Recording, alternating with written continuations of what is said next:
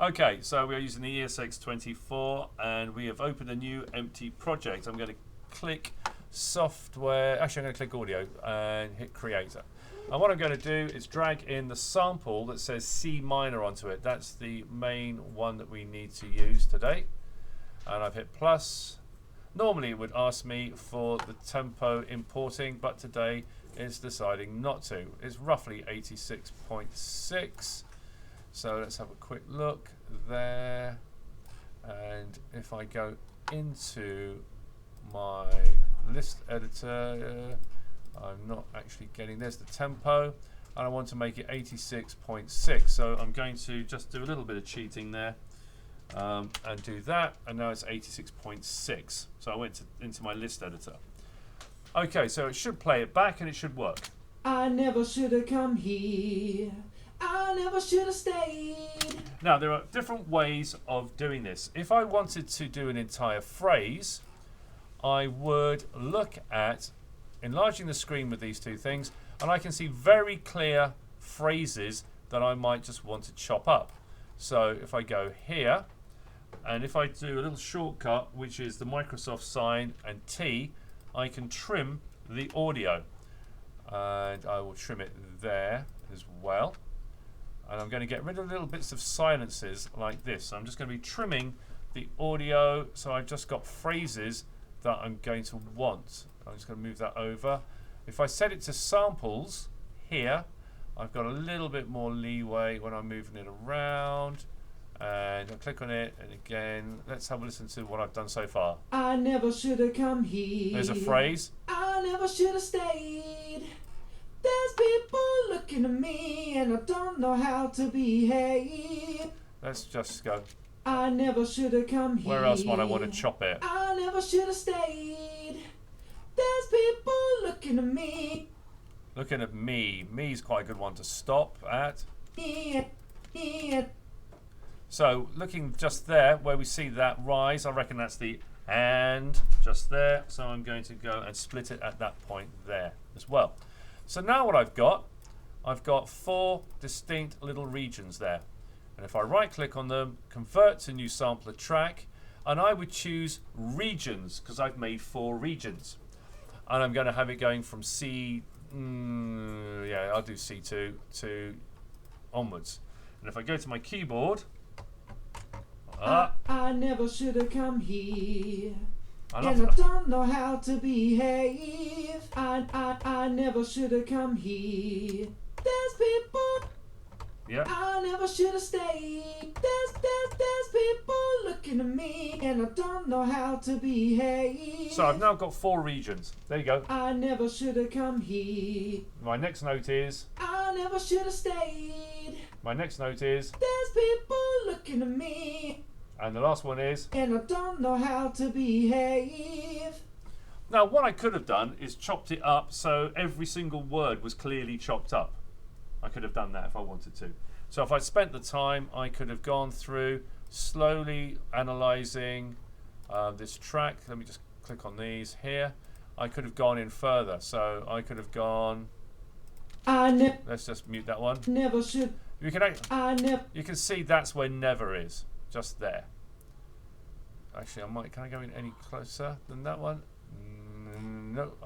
So I could chop it there for never. Never should. Should is there. Should have come. Come is here.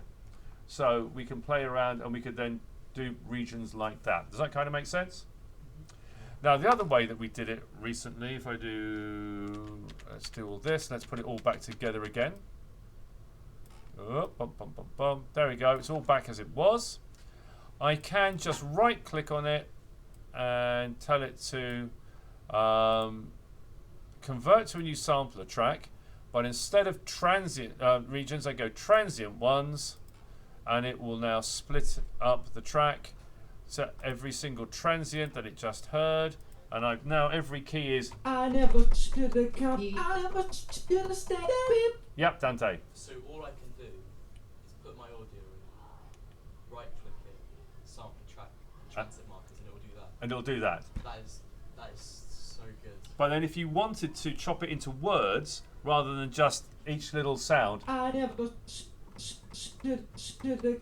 Because should is should two key strokes. should come here. Some of them are whole words, some of them Come. aren't.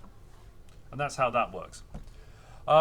Let's look at the same thing for the drum track now. So what I'm going to do here is drag in the drum track, which it just has sample 2 written on it. We drop it into the bottom down here. And now our drum track looks like that. Let's mute it and let's loop it.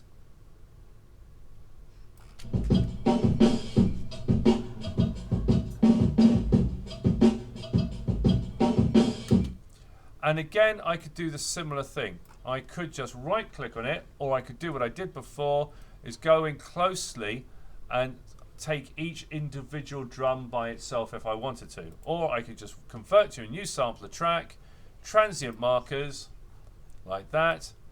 And then it should, where's it gone? There it is, it's just here.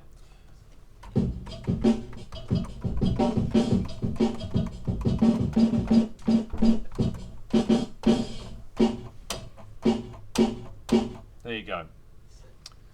So while we're looking at it, there's other things that we can do. I'll do like a stutter effect like you would get in Lady Gaga's telephone. So Lady Gaga's telephone, I never should have come here. what you can do is find the bit, so the I. I never.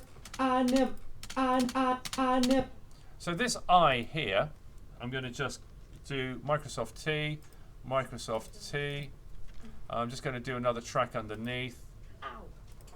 Let me just clone that track. If I do that, I've got another audio track underneath. And I'm going to grab it and bring it down and go. I never. You've got 2 there. But we could do something. I don't know if this is going to work. I'm just doing it roughly. I would do it a lot neater another way. But I'm going to get that sort of. I never. You hear the stutter effect? So you get that. I never should have come here. And that's kind of fun. The other thing you could do is just reverse one part of it by double clicking. Go into the bit that you want to reverse, or the whole file, reverse it, and then you would go File, Function, Reverse. And this bit will go backwards. I never should have come here. So the I is actually running backwards. So I never should have come here. you can reverse whole sections or just one little tiny part of it. And How that's do you do that Microsoft T on the Apple app? Command T, I think. it's Command T for yours, and it should split. So you're just going to be very careful where you split it at. And if you click on the thing up here, Yep. if you click on this up here, go to the scissor, you can just click it. And it'll Yep. Another way you can do it is a scissor tool. As Tyler just said, you can just cut it like wherever that. you want to cut it, yeah. Which I use mostly because I think it's Yeah. quite easy. You can do it that way. But always make sure you use your 2 sliders to get it as large as possible to see exactly where you want to be chopping it. And thus endeth the lesson And on ESX24.